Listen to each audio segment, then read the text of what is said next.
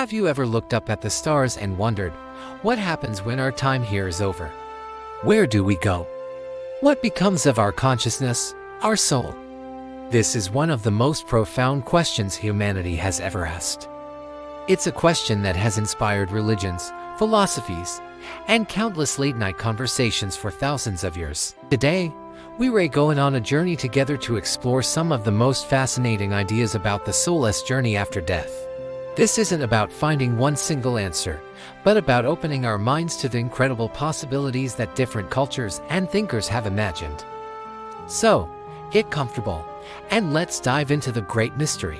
First, let's talk about the concept of the soul itself. For many, the soul is the very essence of who we are, our personality, our memories, our spirit. It's the invisible part of us that experiences love, joy, and sorrow. Ancient Egyptians believed the soul was made of several parts. One part, the ba, which looked like a human-headed bird, could travel between the world of the living and the afterlife. Another part, the ka, was the life force. They believed that after death, these parts needed to be reunited with the body, which is why they practiced mummification. Their vision of the afterlife was a place called the Field of Reeds, a paradise very much like life on earth, but without any pain or hardship. To get there, the soul had to pass a final judgment, where their heart was weighed against a feather of truth. A heavy heart meant you weren't pure, but a light heart granted you passage to eternal peace. Now, let's travel east to explore the idea of reincarnation, a central belief in traditions like Hinduism and Buddhism.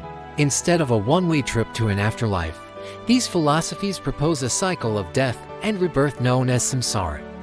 The soul, or Atman in Hinduism, is seen as a timeless, eternal entity that inhabits a physical body for one lifetime. After death, this soul is reborn into a new body. It could be another person, an animal, or even a plant. The form you take in your next life is determined by your karma, which is the sum of all your actions, good and bad, from your past life. Good karma leads to a better rebirth, while negative karma leads to a more challenging one. The ultimate goal isn't just to have a good next life, but to break free from this cycle altogether. This liberation, called moksha in Hinduism or nirvana in Buddhism, is a state of ultimate peace and union with the divine, where the individual soul merges back into the universal consciousness. It's a beautiful idea that our actions have consequences that ripple through lifetimes, always giving us another chance to learn and grow. Of course, we can't talk about the afterlife without mentioning the concepts of heaven and hell, which are prominent in Abrahamic religions like Christianity, Islam, and Judaism. In these belief systems, life on earth is seen as a test, a period of trial. After death, there is a final judgment where your soul is assessed based on your faith and your deeds. Those who lived a righteous life are rewarded with an eternity in heaven or paradise, a place of unimaginable beauty and peace in the presence of God. It's described as a place with no more tears, no more pain, just everlasting joy. On the other hand, those who lived a life of sin without repentance are sent to hell, a place of eternal punishment and separation from God. While the descriptions of heaven and hell can vary, the core idea is one of ultimate justice, where your choices in this life have eternal consequences. It provides a powerful moral framework and a promise of ultimate reward for a life well lived. But what if the journey isn't to another place, but to another state of being right here? Many spiritual but not religious people, as well as some philosophical schools, have a different take. They see the soul or consciousness not as something that goes to a specific location, but as energy. We all know the first law of thermodynamics: energy cannot be created or destroyed, only transformed from one form to another. So, what if our consciousness is a form of energy? When our physical body ceases to function, that energy doesn't just vanish. Instead, it might be released back into the universe. Perhaps it rejoins a collective consciousness, a universal mind that we are all a part of. Think of it like a single drop of water returning to the ocean. The drop is no longer separate, but it contributes to the vastness of the whole. In this view, death isn't an end, but a transformation. Our individual awareness might dissolve, but our essence, our energy, continues to exist as part of the cosmic fabric, contributing to the ongoing dance of the universe. Let's also look at what modern science and medicine can tell us. While science can't prove or disprove the existence of a soul, it has shed some light on what happens at the moment of death through the study of near-death experiences, or NDEs. People from all over the world, from different cultural and religious backgrounds, have reported incredibly similar experiences after being declared clinically dead and then resuscitated. They often describe a feeling of leaving their physical body and being able to observe the room from above. Many report traveling through a tunnel towards a bright, loving light. They speak of meeting deceased relatives or spiritual beings who communicate with them, not with words, but with pure thought.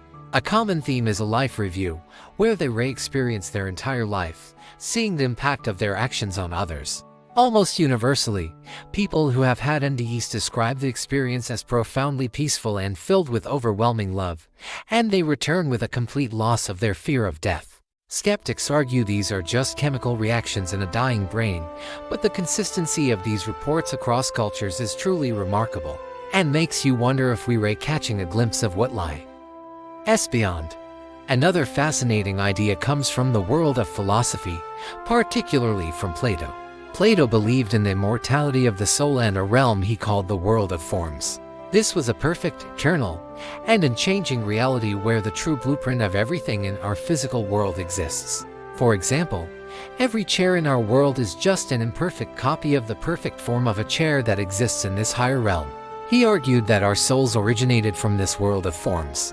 Before we were born, our souls existed there, surrounded by pure knowledge and truth. Life on earth, for Plato, was a process of remembering the truths our souls once knew.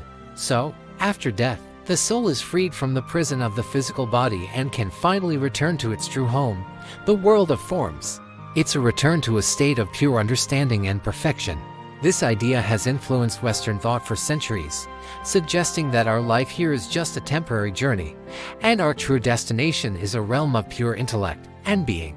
So, where does that leave us? We've journeyed through ancient Egypt, explored the cycles of reincarnation, considered heaven and hell, pondered the idea of consciousness as energy, looked at near-death experiences, and visited Plato's world of forms. Each of these ideas offers a unique lens through which to view life's greatest mystery. There isn't one single map for this journey, and perhaps there isn't meant to be. Maybe the point isn't to find a definitive answer, but to live our lives with the awareness that there might be something more. Whether you believe in a paradise, another life, or a return to cosmic energy, all of these perspectives share a common thread. Our lives have meaning, our connections matter, and our essence in some form may very well continue on. The question of what happens after we die encourages us to think about how we live right now. It inspires us to be kinder, more compassionate, and to cherish every moment we have. It reminds us that we are all part of a story that is much bigger than our individual lives. Thank you so much for joining me on this exploration today. What are your thoughts on this topic? Do you have a belief or an idea that we didn't cover? Share it in the comments below. I'd love to read what you think. And if you enjoyed this journey into the great unknown, don't forget to like this video and subscribe for more content that makes you think. Until next time, keep asking the big questions.